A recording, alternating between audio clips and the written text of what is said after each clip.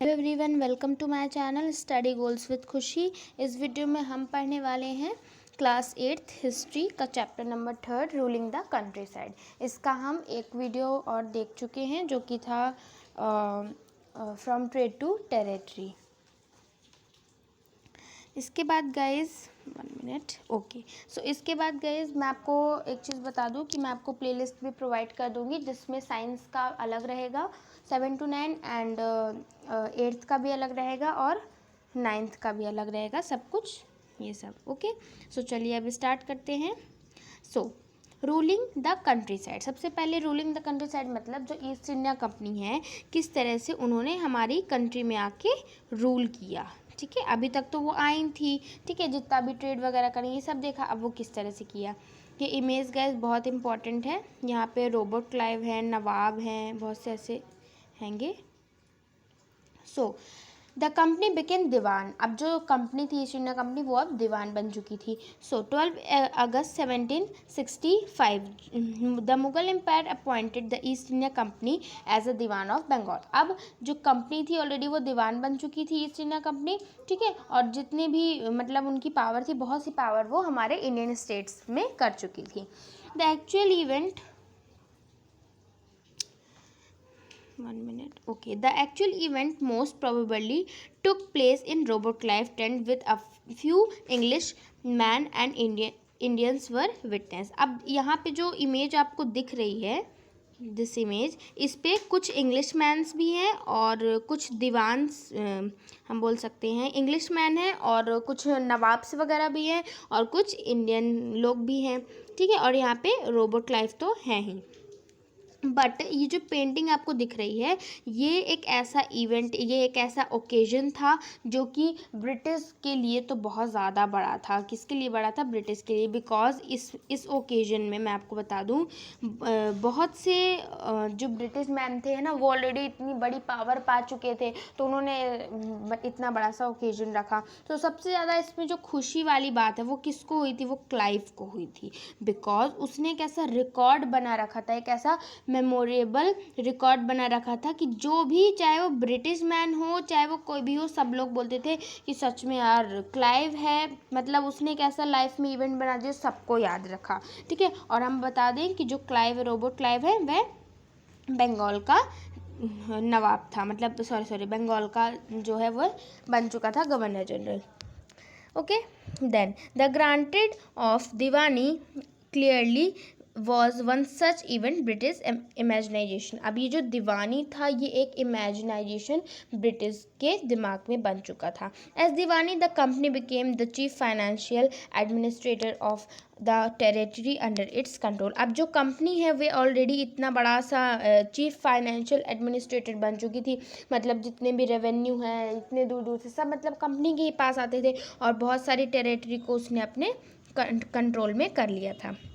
Now it had to think to administrating the land and organization its revenue resources. अब ये सोचने वाली बात थी कि जो रेवेन्यू रिसोर्सेस है ना उन पर अब काम देखा जाए, जितनी भी लैंड है उनका कल्टीवेशन अच्छे से ऑर्गेनाइज किया जाए, ताकि अगर जो लैंड है उसमें अगर कल्टीवेशन अच्छे से होगा तो जब हम उस पर इन्वेस्टमेंट करेंगे तो कल्टीवेशन अच्छा होगा और बहुत अच्छी तरह से क्रॉप्स ग्रोन होगी और हमारा ट्रेड भी अच्छे से चलेगा। This had to be done in a way that could help enough revenue to meet growing expenses of the company. अब ये ऐसे हुआ कि जो रेवेन्यू थे कंपनी के ना, तो मतलब इतना ज़्यादा कंपनी एक्चुअली क्या है, इन्वेस्टमेंट तो कर ही रही थी, बट इनका जो रेवेन्यू टैक्सेस वाला जो मामला था ना वो इतना ज़्यादा बढ़ चुका था कि मतलब 99 हमारे इंडियन स्टेट्स पर ये रेवेन्यू कलेक्ट उस समय पर बहुत ज़्यादा मतलब ये बढ़ चुका था। तो जो ईस्ट इंडिया कंपनी थी उसने ये सोचा कि वह प्रोडक्ट्स को ख़रीदेगी, मतलब जो भी प्रोडक्ट्स हमारे इंडिया में थे वह उन्हें ख़रीदेगी और अच्छे से वह सेल करेगी जहाँ पे भी वो चाहती है। तो इस तरीके से जो बहुत सारी ट्रेड करने का हम बोल सकते हैं सिस्टम था वो ब्रिटिशर्स ने अपनाया। Over the year years the company also learned that it had to move with a some caution. अब कंपनी ये चीज़ समझ चुकी थी, उसने ऐसे मालूम चल चुका था, बिकॉज जो कंपनी थी वो ऑलरेडी 1600 में आई थी, और वो कैसे उन्होंने बहुत 90% जो इंडियन स्टेट है वो कैसे कवर किया था, 1765 में कवर किया था, ठीक है। सो मतलब कम से कम 100 से 1.5 साल का ये अंतर था। इन सालों में बहुत ज़्यादा जो ईस्ट इंडिया कंपनी उसने बहुत ज़्यादा अर्निंग कर ली थी। बीइंग एन एलियन पावर, उन्हें मतलब हम एलियन पावर बोलते थे बिकॉज वो दूसरे देश से आए हुए थे, है ना। तो वो अब क्या चाहते थे कि जो इट है needed to specify who in the past had rule the countryside and enjoy authority and prestige. अब हुआ क्या कि जो इंडियन पीपल्स थे, कौन थे, जो इंडियन पीपल्स थे, वो ये सोचने लगे कि ऑलरेडी पहले तो इंडिया में जो नवाब है वो अपने ही देश के लोग हमारे देश पे ही मतलब रूल कर रहे थे, अभी दूसरे देश के आ गए हैं ना, इस तरह से, है ना। और उनका जो भी धर्म वगैरह वो किस तरीके का है, इस तरह से बहुत सारे लोग ऐसा सोचने लगे। who had held local power had to be controlled but they could not be entirely eliminated।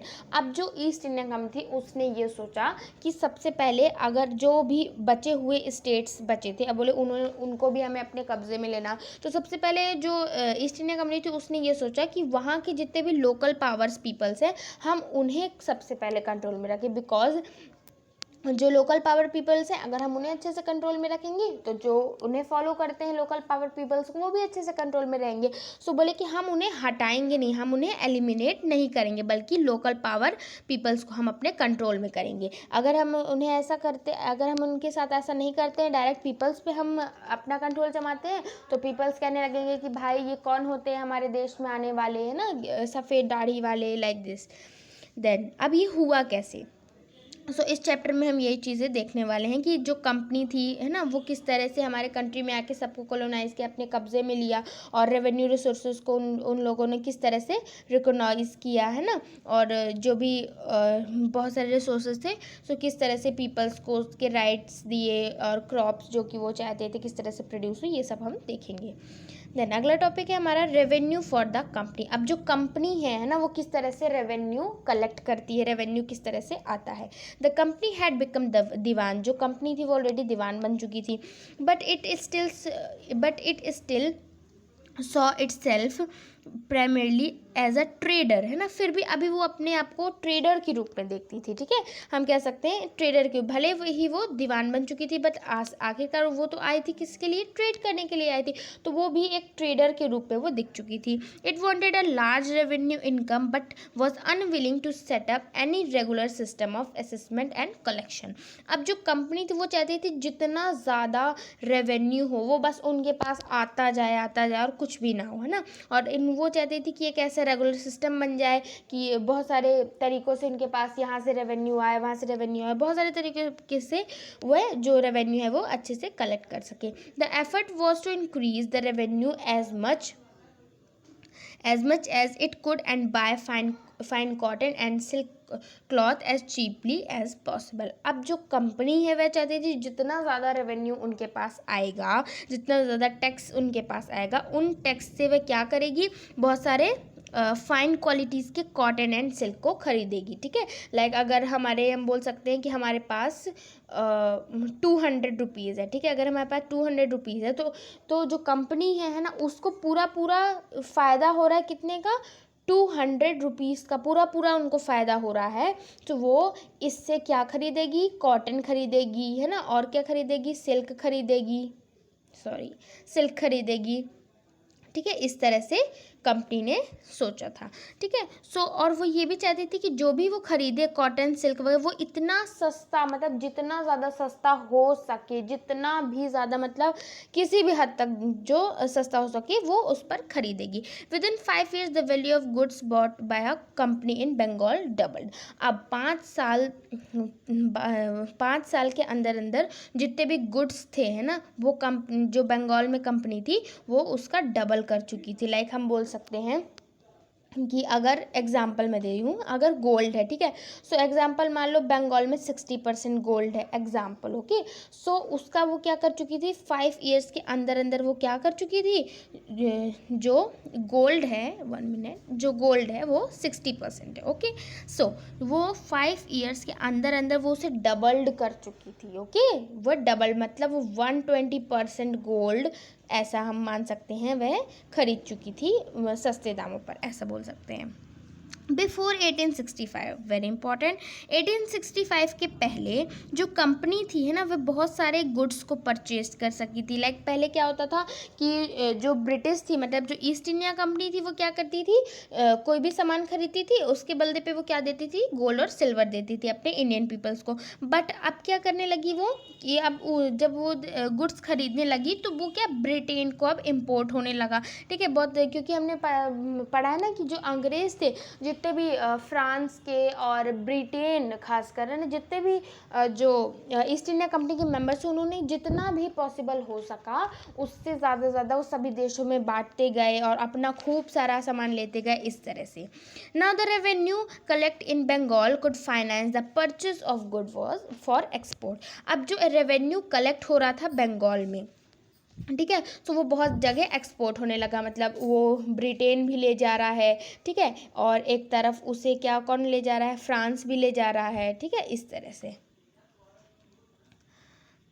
Then soon it was clear that the Bengal economy was facing a deep crisis. इसी तरह से जो बंगाल की इकोनॉमी थी, मतलब बंगाल में जो लोग थे वो बहुत ज़्यादा परेशान थे, बिकॉज उनका कहीं से भी मतलब थोड़ा सा भी फ़ायदा नहीं हो रहा था, बिकॉज जो ईस्ट इंडिया कंपनी वह कोई भी सामान था तो वो क्या, लोगों को फोर्स किया करती थी कि नहीं तुम हमें इतने सस्ते दाम में दोगे, नहीं तो हम ये करेंगे, तुम्हारी लैंड ले लेंगे। तो इस वजह से बहुत से ऐसे बंगाल के लोग थे जो कि बहुत ज़्यादा परेशान हो चुके थे। Artists were deserting village since they were being forced to sell their goods to the company and low prices। जो आर्टिस्ट थे है ना, उन्हें बहुत ज़्यादा फोर्स किया जाने लगा कंपनी के द्वारा, है ना, कि उनके जितने भी गुड्स हैं वो बहुत ज़्यादा लो प्राइजेस में बेचे, मतलब उनका खुद का भी एक अपना थोड़ा सा भी जो बोलते हैं फ़ायदा वो नहीं हो रहा था। एग्जाम्पल लेते हैं कि लाइक हमारे पास 50 रुपीज़ है, ठीक है। अब 50 रुपीज़ का अगर कोई चीज़ सेल करे, मतलब हमारे इंडियन पीपल्स एग्जाम्पल 50 रुपीज़ का कोई भी चीज़ सेल कर रहे हैं, तो अब वो कैसे सेल करेंगे, वो कैसे, मान लीजिए वो 60 रुपीज़ में सेल कर रहे हैं, तो ब्रिटिशर्स बोलते थे नहीं हमें इसे 20 रुपीज़ में चाहिए, 10 रुपीज़ में चाहिए, इस तरीके से। मतलब मेरा ये एक एग्जाम्पल है, मैं आपको दे रही हूँ। Then peasants were unable to pay the dues that were being demanded from them। अब जितने भी peasants थे, मतलब जितने भी किसान थे ना, वो बहुत इतना ज़्यादा उन्हें टैक्स लगाया जा रहा था कि उनकी खुद की भी इतना बोलते हैं ना कि हैसियत नहीं थी उस चीज़ को पे करने के लिए, इसलिए वो भी यहाँ से छोड़कर अपने छोड़कर सबको जाने लगे, अपने गाँव को छोड़कर जाने लगे। Then artisanal production was in decline. अब जो आर्टिशंस का जो इतना भी प्रोडक्शन था, जब आर्टिशंस ही नहीं रहे तो क्या प्रोडक्शन होगा, तो वो क्या हो गया, डिक्लाइन हो गया, मतलब कि एक तरह से स्टॉप, बंद हो गया। And agriculture cultivation showed and sign of collapse. It is very important. Collapse का मतलब होता है कोई भी चीज़ बोलते हैं ना, हट जाना, छुप जाना, टूट जाना, ठीक है। सो अब जो एग्रीकल्चर कल्टीवेशन हो रहा था, भाई जब तुम हमें इतना सस्ते दाम पे लोगे अपनी चीज़, तो हम फिर से अपना एग्रीकल्चर में कैसे इन्वेस्ट करेंगे ना, उस वजह से कल्टीवेशन भी कोलैप्स हो गया, खेती किसानी भी कोलैप्स हो गई। When 1770 terrible famine killed 10 million peoples in Bengal, about 1/3 of a population was wiped out। It is very very important, बहुत सारे competitive exams में भी ये पूछा जाता है। that अब हुआ क्या, पहले मैं बताती हूँ उसके बाद बताऊँगी। दैट 1770 में, कब, 1770 में जो बंगाल में वो क्या, किसकी मुसीबत है, टेरेबल फैमिन की। टेरेबल फैमिन मतलब भूखमरी की मुसीबत है। भाई सही बात है भाई, जब तुम हमें इतना लो प्राइजेस में दोगे, हमारे पास ही कुछ खाने को नहीं रहेगा, रहने को नहीं रहेगा, तो हम किस तरह से अपना जीवन को वो कर सकेंगे, अपनी लाइफ जी सकेंगे, ठीक है। इसलिए वहाँ पे भूखमरी की मतलब नौबत आई, जिसमें 10 मिलियन आप समझते हैं कितना, 10 मिलियन मतलब 1 करोड़, ठीक है, जितने पीपल्स थे बंगाल के ना, वो क्या हो चुके थे, डाइड हो चुके थे, मतलब वो मर चुके थे। About 1/3 of the population was whipped out, मतलब बंगाल की कितनी पॉपुलेशन थी, 1/3 थी, जिसमें से 10 मिलियन जो पीपल्स थे वो ऑलरेडी क्या हो चुके थे, डाई हो चुके थे, ठीक है। सो आप सोच सकते हैं कितनी कम पॉपुलेशन बची होगी अब, ठीक है। अब ये कुछ ड्राइंग्स हैं, मतलब कि हम बोल सकते हैं कि ये जैसे जैसे जितने भी पीजेंट्स वगैरह हैं, वह अपना अपना जितना भी सामान है उन सबको क्या कर रहे हैं, वो इधर से इधर ले जाने के लिए एक्सपोर्ट वगैरह कर रहे हैं। देन नेक्स्ट टॉपिक है the need to improve agriculture. अब क्या आया, एग्रीकल्चर पर इम्प्रूव करने की बात आई कि भाई जब अब ब्रिटिशर्स ने भी सोचा कि भाई जब ये तो सही बात है कि इंडियन पीपल्स का भी बहुत ज़्यादा नुकसान हो रहा है, तो अब हमें एग्रीकल्चर पर इम्प्रूव करना चाहिए, क्योंकि उनका भी जो रेवेन्यू टैक्स कलेक्ट करने का था, अब भाई वो दे ही नहीं पा रहे तो वो कहाँ से देंगे, तो मतलब कुल मिला के उनका भी बहुत ज़्यादा नुकसान हो रहा था। देन अब आती है नौबत किसकी, एग्रीकल्चर को इम्प्रूव करने की। If the economy was run, could the company be certain of its revenue income? अब जो इकोनॉमी है ना फिर रन होगी, रन का मतलब होता है एकदम से बेकार हो जाएगी, ठीक है। सो अब क्या होगा, कंपनी ने क्या किया, रेवेन्यू की इनकम को बढ़ाने का सोचा, ठीक है। मतलब जो कंपनी के ऑफिशियल्स थे है ना, वह ये फील करने लगे कि अब हमें लैंड में इन्वेस्ट करना चाहिए। ये कौन सोचने लगा, कंपनी के ऑफिशियल सोचने लगे। Had to be encourage and agriculture had to be improve, वो सोचने लगे कि अगर हम अब लैंड में हम अपना क्या करेंगे, इन्वेस्टमेंट करेंगे, सो जो एग्रीकल्चर है वो धीरे धीरे इम्प्रूव्ड होगा, मतलब सुधरेगा। How was this to be, अब ये करा कैसे गया, after 2 decades of debates one question the company finally introduce the permanent settlement in 1793। It is very very important. अब क्या हुआ, जब बहुत सारी डिबेट्स हो गई, ठीक है, 2 सालों की डिबेट्स हुई, उसमें बहुत सारे क्वेश्चंस भी पूछे गए है ना, मतलब एक तरीके तर्क सबके पेश किए गए। तो उसके बाद फाइनली कंपनी जो ईस्ट इंडिया कंपनी, उसने परमानेंट सेटलमेंट को रिकॉग्नाइज किया, दिस वन, ठीक है, परमानेंट सेटलमेंट इन 1793। ये आपकी डेट लाइन में बहुत ज़्यादा इंपॉर्टेंट है।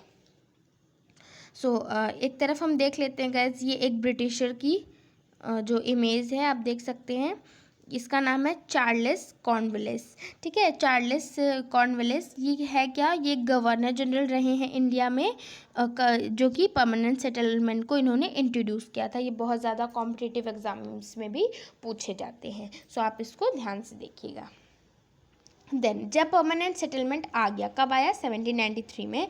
सो by the term of the settlement the rajas and Tendulkars were recognise as zamindars. अब इसमें इस परमानेंट सेटलमेंट में इन परमानेंट सेटलमेंट में हुआ क्या कि जितने भी राजास थे, ठीक है, तेलुदार्स थे है ना, उन्हें क्या किया जाने लगा, जितने भी ज़मींदार थे उन्हें यहाँ पे रिकॉग्नाइज़ किया। मतलब कि बहुत जो राजाज है वो ज़मींदार्स को बोलेंगे कि रेवेन्यू कलेक्ट करें, ये करें वो करें, इन सब में ऐसा किए जाने लगा। देन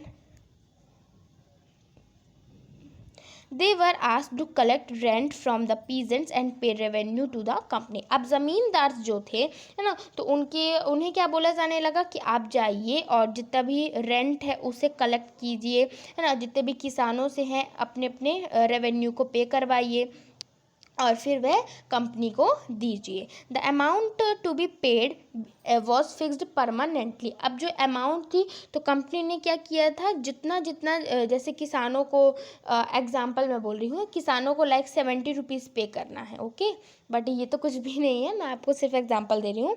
सो उनको पे करना है, ठीक है, तो वो इतना ही 70 रुपीज़ ही इतना ही पे किया जाएगा, चाहे कितना भी, मतलब 1 साल के लिए नहीं, 2 साल के लिए, मतलब हर बार के लिए इतना ही पे किया जाएगा।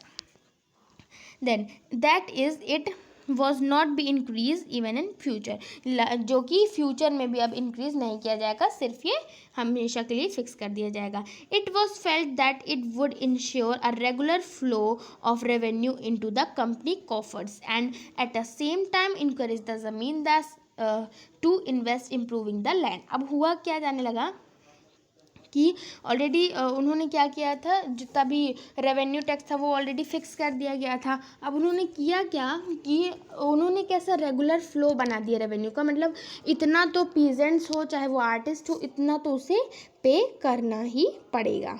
ठीक है, तो उसे इतना पे करना ही पड़ेगा. उन्होंने इस तरह से एक रेगुलर सिस्टम बना दिया था. ठीक है, देन जो कंपनी कॉफर्स है, कॉफर्स का मतलब होता है खजाना. मैं आपको बता दूं, कॉफर्स का मतलब होता है खजाना, है ना. तो कंपनी क्या है, कंपनी अच्छे से इनकरेज कर पाएगी, है ना, और उसके सेम टाइम क्या कर पाएगी, उनके कॉफर, उनके खजाने में भी बहुत सारा ऐसा इन्वेस्टमेंट होगा, है ना, मतलब पैसा वगैरह टैक्स होगा जो कि जाएगा. The zamindar to invest in improving the land. अब जो ज़मींदार से है ना, उनको भी लैंड पे अपना इम्प्रूवमेंट देना होगा. मतलब जैसे कि ज़मींदार सबसे क्या करते हैं, टैक्स रेवेन्यू उन्होंने कलेक्ट किया, उसके बाद इतना ही उनका काम नहीं है, उनको भी इन्वेस्ट करना पड़ेगा. इसलिए since the revenue demand of the state would not be increased, the zamindar would benefit from increased production from the land. अब उन्हें क्या जाने लगा कि जितना भी रेवेन्यू डिमांड हो रही थी, मतलब कि ज़मींदार बोलते थे आप इतना है आपका रेवेन्यू आपको देना पड़ेगा, नहीं तो ईस्ट इंडिया कंपनी जो सरकार है वो ऐसा करेगी वैसा करेगी, है ना. तो जितने भी स्टेट्स में थे, है ना, उनकी डिमांड बहुत ज़्यादा बढ़ गई रेवेन्यू की, है ना, बहुत ज़्यादा इंक्रीज़ भी हो गया था. ज़मींदार थे, है ना, उन्हें बेनिफिट भी मिल जाता है कि तो वो अपने लैंड के प्रोडक्शन को अच्छे से उस पर इंक्रीज़ कर पाते हैं. अब अब प्रॉब्लम आई तो आई क्या, ये हम बहुत ज़्यादा लंबा वीडियो हो जाएगा. सो ओके, हम एक काम करते हैं, इसको हम नेक्स्ट वीडियो में देखेंगे कि जो परमानेंट सेटलमेंट है उस पर क्या क्या प्रॉब्लम्स आई. और इसके बाद बहुत से टॉपिक्स हैं जो बहुत ज़्यादा इम्पॉर्टेंट है, इसलिए आपको हिस्ट्री के सारे चैप्टर्स बहुत अच्छे से देखना पड़ेगा. अब नेक्स्ट टॉपिक ऐसे आ जाएगा, a new system is devised, किस तरह से जो न्यू सिस्टम है वो आया, ये मुंड्रो सिस्टम क्या होता है. और गाइस मैं आपको एक बात बता दूं कि ये जो हिस्ट्री है, स्पेशली हिस्ट्री में जितनी भी जो कॉर्नर्स पे जो ब्रिटिशर्स की फ़ोटोज़ दी रहती है ना, कि जो थॉमस मुंड्रो है वह कहाँ के गवर्नर जनरल थे, मद्रास के थे, कहाँ से कहाँ तक थे, उन्हें जैसे 1819 से 1826 तक उन्होंने राज्य किया. तो मतलब ये बहुत इम्पॉर्टेंट होते हैं. ओके, और यहाँ की जो मीनिंग्स वगैरह हैं ये भी आप अच्छे से देख लीजिएगा. सो गाइज़, जब तक के लिए bye bye, take care, be safe at your home, use mask and sanitizer. So guys, अगर वीडियो पसंद आया तो प्लीज़ इसे जल्दी से लाइक करिए और चैनल को सब्सक्राइब करिए और जल्दी से इसे 1 मिलियन फैमिली तक पहुंचा दीजिए, अगर आप भी हमारे चैनल की फैमिली का हिस्सा बनना चाहते हैं. और बहुत सारे लोगों के साथ, फ्रेंड्स के साथ भी आप शेयर कीजिए. गाइज़ मैं आपको बता दूं कि अगर आप वीडियो को आप पूरा देखिएगा, बिकॉज़ ये जो आज का मेनली जो टॉपिक है बहुत ज़्यादा इम्पॉर्टेंट है, जो कि मैंने आपको समझाया है. और इसकी जो अगली वीडियो है वो बहुत जल्दी आएगी. और इसके बाद 2 चैप्टर्स हमने ऑलरेडी हिस्ट्री के कवर कर चुके हैं. सो हिस्ट्री के 2 चैप्टर्स कवर करने के बाद हम साइंस में आ जाएंगे. और गाइस, जो लोग ऑलरेडी मेरे चैनल से जुड़े हुए हैं वो कमेंट सेक्शन में मेंशन ज़रूर करेंगे कि जो वीडियो थी वो कैसी थी और अगली वीडियो वो कौन सी आती है. सो गाइस, जब तक के लिए बाय बाय, टेक केयर.